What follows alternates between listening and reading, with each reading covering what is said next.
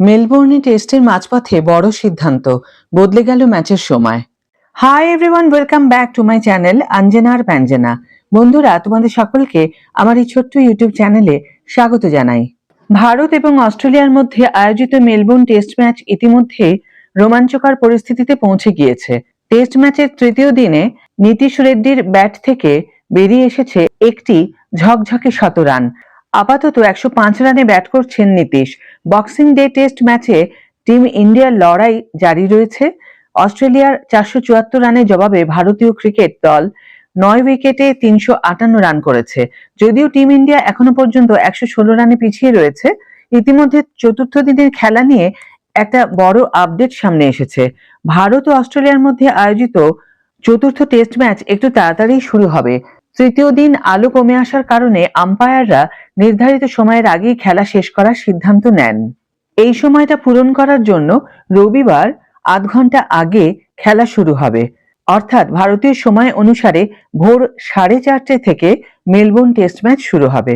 নীতিশ রেড্ডি থেকে আশা করা হচ্ছে তিনি যেন আরো কিছু রান ভারতীয় ক্রিকেট দলের স্কোর বোর্ডে যোগ করতে পারেন। অস্ট্রেলিয়া যত কম রানের ব্যবধানে এগিয়ে থাকবে ততই ভারতের সুবিধা হবে। প্রসঙ্গত, নীতিশ ইতিমধ্যেই 176 বল খেলে ফেলেছেন। ইতিমধ্যে তিনি 10টি চার এবং একটি ছক্কা হাঁকিয়েছেন। ভারতীয় ক্রিকেট দল তৃতীয় দিনের শুরুটা ভালো করতে পারেনি। আরো একবার শুরুটা ভালো করেও ফায়দা তুলতে পারলেন না ঋষভ পান্থ।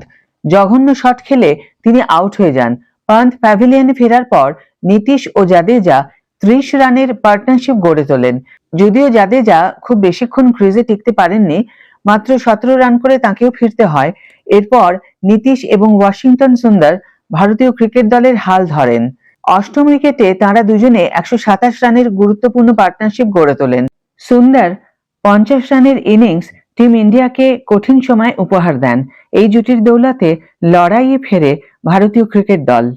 এবার অপেক্ষা আগামীকালের ভারতীয় দলের পারফরমেন্স এবং খেলার পরিণতি।